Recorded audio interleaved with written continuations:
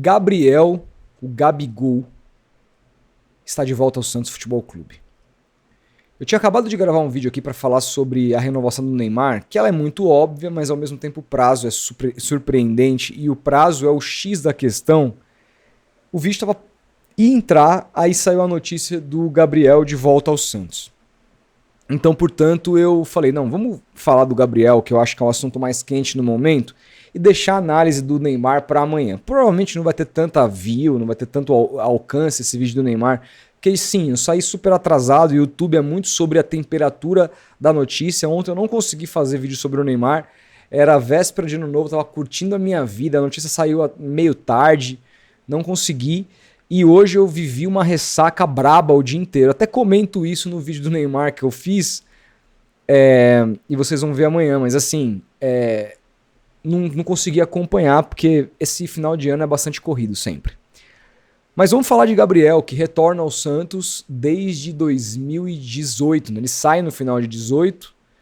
Volta de empréstimo para a Inter de Milão, que o empresta para o Flamengo e aí ele faz história no Flamengo, se torna um dos 3 maiores jogadores da história do Flamengo, que não é qualquer coisa, não está longe de ser qualquer coisa. O Flamengo é um clube muito grande, o Flamengo e o Gabriel se tornou uma das figuras mais importantes da história desse clube, muito mais do que centenário. E aí depois o Gabriel foi para o Cruzeiro, uma passagem ruim, e agora está de volta ao Santos.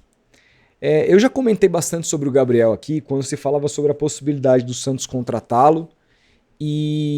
Só que agora nós temos, em partes, os termos do negócio. A única coisa para mim que está em aberto, porque muito se falou sobre dividir os salários. O Gabriel recebe um salário de 2,5 milhões, que segundo o Fábio Sormani seria dividido 50-50. O Santos pagaria 1,250 milhões. 1.250.000. 1,25 milhão. É isso. Me embananei aqui, mas é isso. E o Cruzeiro a outra parte, a outra metade. Só que a gente sabe que o salário do Gabriel, com as luvas que ele recebe pela assinatura, chega a 3 milhões e 300. Então tem 800 mil aí que não se sabe. O Cruzeiro vai continuar pagando essas luvas na integralidade ao Gabriel. O Gabriel abriu mão dessas luvas para jogar no Santos nesse 1 ano de contrato. O Santos vai dividir essas luvas com o Cruzeiro ou o Santos vai assumir na integralidade essas luvas? As luvas são o X da questão, porque se sabia que o Gabriel tinha um salário de 2,5 milhões, mas se sabia também que ele ganhava luvas de 800 mil por mês. Eu tenho dúvidas de quem vai arcar com esses 800 mil. Essa é a única lacuna que a gente não sabe. Se a gente descobrir mais tarde que o Santos assumiu metade dessa luva, significa que o Santos está gastando, você bota aí 1.250.000 com mais 400, 300, 400, 500, 1.650.000. É próximo daquele 1,5 milhão que o Santos tinha se colocado a pagar. Teria pagado um pouquinho mais. Vale, já que é um contrato de empréstimo, talvez valha. Tá, mas esse contrato, uma outra lacuna que a gente não sabe, ele tem obrigação de compra? Ele tem, às vezes não tem obrigação, mas ele tem opção de compra? Bom, ele tem obrigação de compra, Rodolfo. Se o Gabriel fizer 25 gols na temporada, o Santos é obrigado a comprá-lo por sabe-se lá quantos milhões e assumir a integralidade do contrato do Gabriel, que vai até 28, salvo engano. São 4 anos de contrato, o primeiro ano foi cumprido em 25, então vai até 28. Fim de 28. Então, existe uma obrigação ou existe uma opção? Bom, chegou no final do contrato, o Santos tem uma opção de compra que ele pode exercer se ele quiser assumir o contrato do Gabriel. O Gabriel arrebentou, o Neymar foi embora do Santos no final do ano, o Santos acredita que vale a pena assumir 3 milhões e 300 do contrato do Gabriel e é isso. Não sabemos. São pequenos detalhes que fazem a diferença aqui. Mas a primeira coisa que é importante, que o Santos saiu vencedor, é o fato do Santos não ter comprado o Gabriel, o Santos ter emprestado o Gabriel. Porque independentemente do quanto o Santos gaste no contrato do Gabriel agora, eu espero que seja o mínimo possível, eu espero que essas luvas seja o Cruzeiro todo que pague, ou no máximo que tenha uma divisão de meio a meio com o Santos, se eu pudesse apostar seria isso. Independentemente do salário, se o Gabriel persistir em jogar um futebol muito abaixo do que a gente conheceu, do que o Brasil conheceu, do que ele mesmo sabe que joga, que foi o que ele mostrou nos últimos 3 anos, com exceção de uma final de Copa do Brasil no primeiro jogo, que ele faz 2 gols contra o Atlético em 24. Os últimos 3 anos do Gabriel foram muito ruins. Se ele permanecer e fizer um 4º ano muito ruim, ainda que o Santos tenha gastado um salário alto com ele, o Santos devolve, acabou, o prejuízo é do Cruzeiro.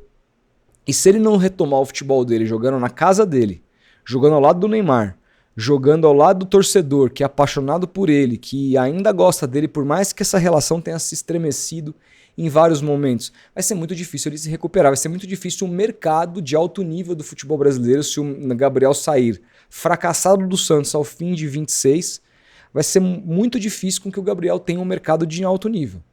Acho que é uma chance, a última chance para o Gabriel mostrar que ele ainda consegue ser o Gabriel, seja o Gabriel do Santos até 2018, seja o Gabriel do Flamengo até 2022, de 3 anos magníficos. Já 23 foi abaixo, 24 abaixo e 25 péssimo. Então, essa é a questão que fica. O Santos se precaveu.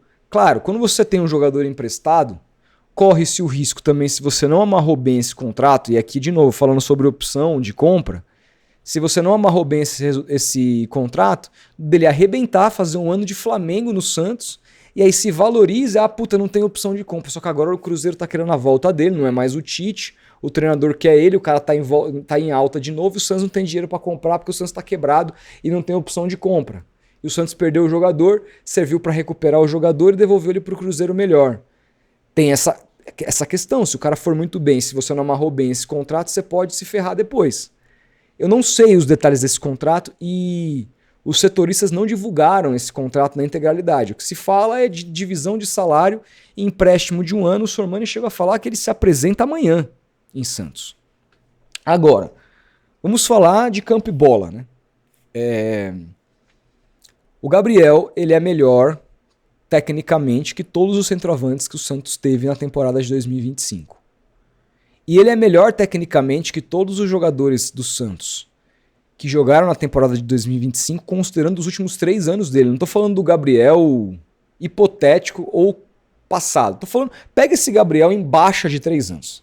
Esse Gabriel que foi super criticado, que perdeu a posição titular no Cruzeiro, que não jogou bem no Flamengo. O Flamengo abriu mão do contrato dele, mandou ele pro Cruzeiro de graça. Tudo isso. Esse Gabriel é melhor que todos os centroavantes do Santos. Ponto. Então eu acho que automaticamente o Santos tem um upgrade nessa posição. Claro que isso é na teoria, o que vai demonstrar é o campo.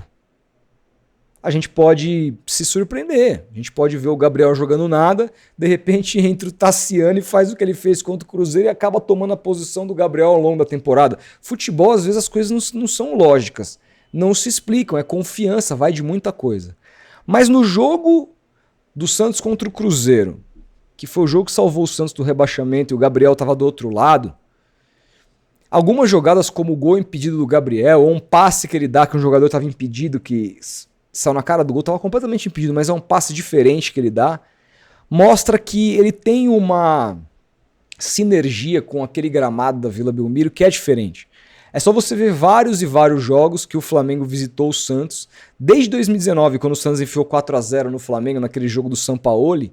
O Santos ficou algumas temporadas sem ganhar do Flamengo na Vila Belmiro. Teve ano que foi até goleado. E sempre o Gabriel arregaçando o Santos. Sempre o Gabriel fazendo muitos gols. Ele tem um pacto com o gramado da Vila Belmiro. E ele vai poder jogar metade de uma temporada nesse gramado ano que vem. Até porque reforma de Vila Belmiro é uma coisa que vocês reparam, né? Nem existe, nem se fala mais nisso.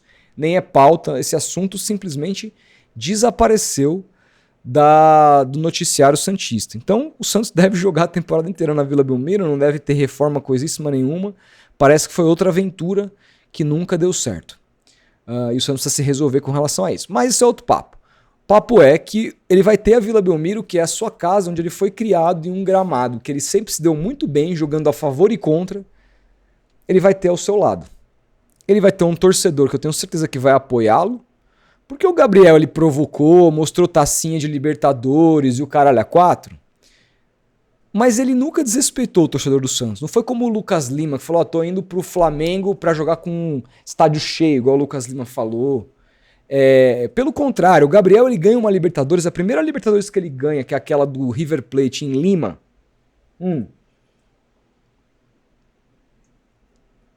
Perdão, gente, desculpa, eu tive que molhar a palavra aqui, tava com a boca seca. Tá muito calor em São Paulo. Mas quando o Gabriel faz aqueles 2 gols, aquela virada mágica, talvez seja, depois da final do Mundial do Flamengo do Zico, em 81, seja o maior jogo da história do Flamengo e cujo protagonista foi o Gabriel. Depois daquele jogo, eu me lembro de uma entrevista que ele dá, perguntam pra ele, e aí, agora o Flamengo se tornou o maior clube do país? Ele, não, o maior clube do país continua sendo o Santos. Quem que fala isso? Cara, mano, a torcida inteira, a maior torcida do Brasil, paparicando o cara, as criancinhas lá fazendo a pose, né, do Gabriel e o cacete, ele era o homem mais famoso do país na época, só se falava de Gabriel, que é Gabigol, né, eu não chamo de Gabigol, eu gosto de Gabriel, conheci ele assim, e assim será. Santista e cruel, vai pra cima Gabriel. Cara, quem que faz um negócio desse assim? A torcida do Flamengo paparicando o cara, quem que é o maior time do país? Continua sendo o Santos em história. Caralho, eu falei, puta que pariu. Santista e cruel mesmo. Então ele nunca, ele teve, eu lembro daquele jogo da pandemia que ele detonou dirigentes, os dirigentes estavam falando pra ele, respeita o Santos. Ele foi lá, fez gol e comemorou na cara dos caras, porque ele sempre foi folgado.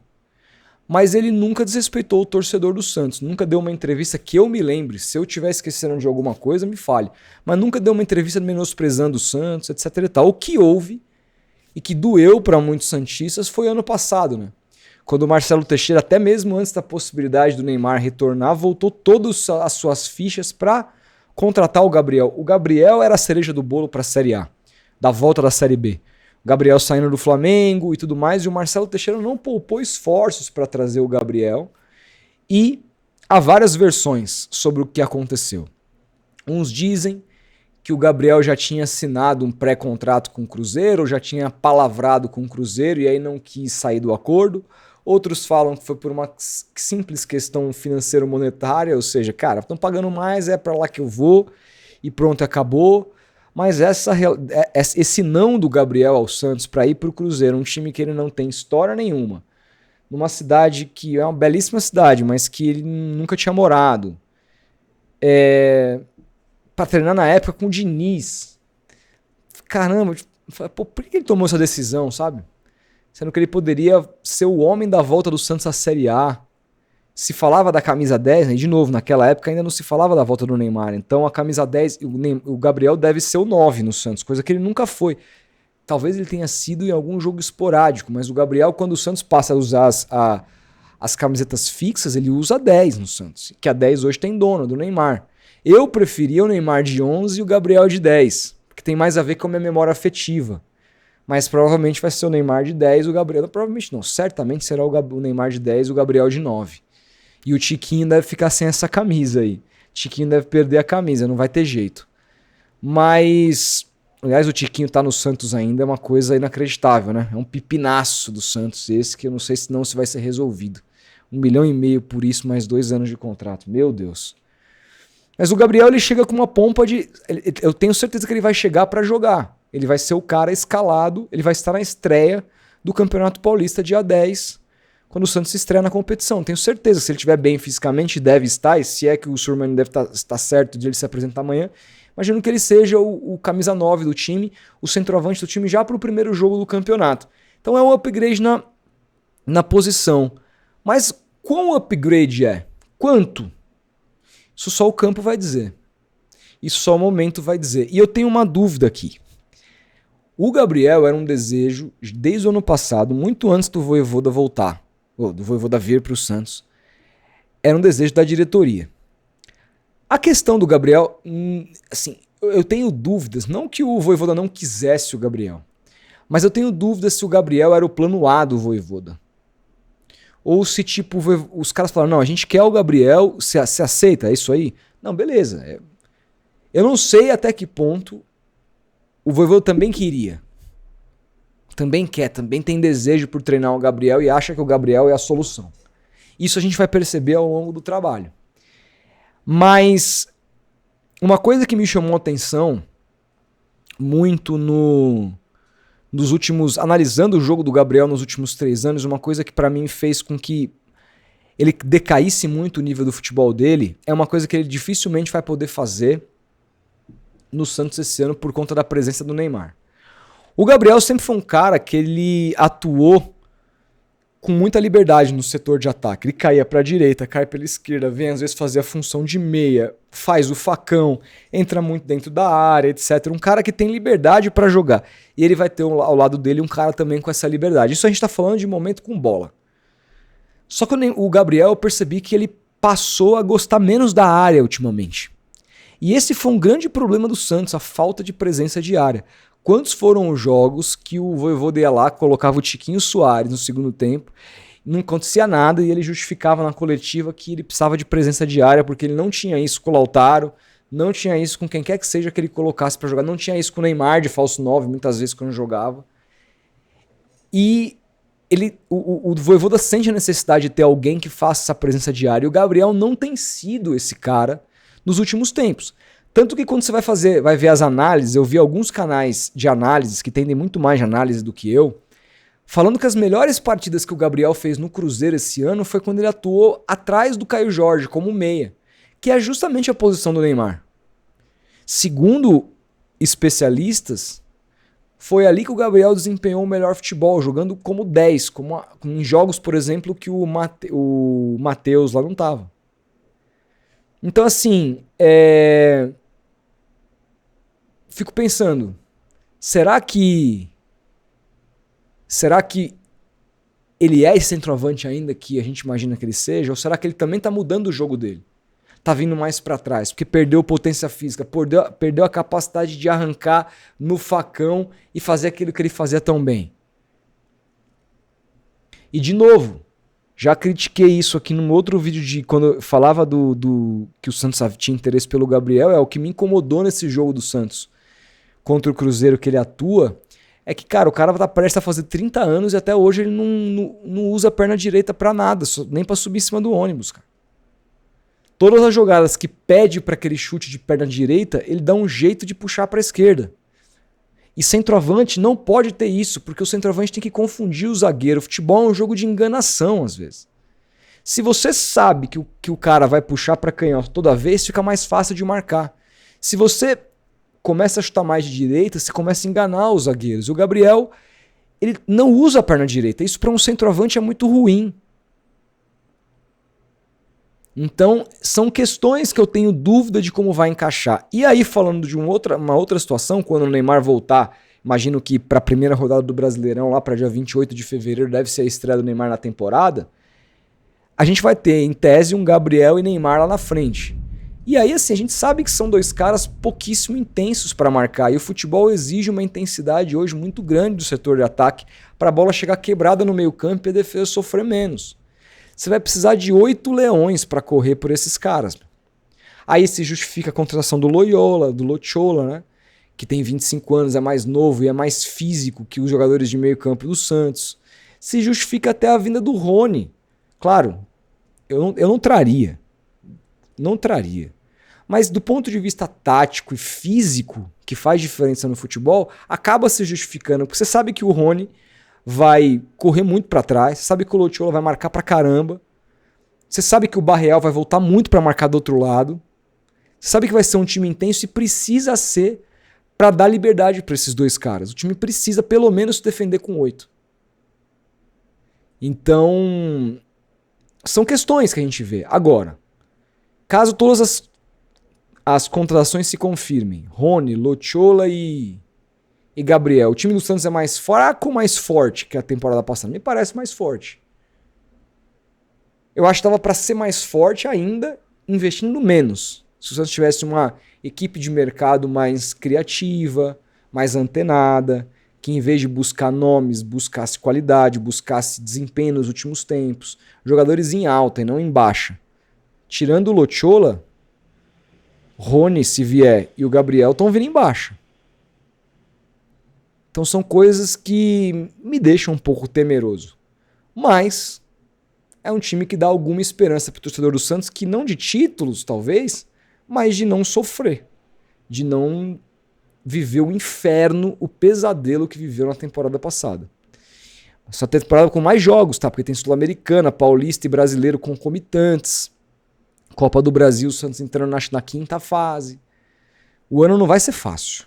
Vai ter muito jogo, vai ter uma parada de quase 2 meses para a Copa do Mundo, então o calendário vai ser muito apertado. Muito apertado. O Santos vai precisar de elenco, vai precisar de rodagem. Tô curioso para ver o Santos de 26. Holofotes vai chamar, porque esse ataque, em baixa ou não, tem nomes suficientes para atrair o interesse das pessoas, até de pessoas que não são santistas. Todo mundo vai querer parar para ver Neymar e Gabriel jogando juntos. Eu espero que eles entreguem o que as pessoas esperam. Eu acho difícil. Vou ficar muito feliz se isso acontecer. Mas eu não tenho tantas expectativas assim. Quero saber as suas expectativas. Comenta. E se chegou até aqui, se puder dar um like, me ajuda muito. Um grande abraço e até o próximo vídeo.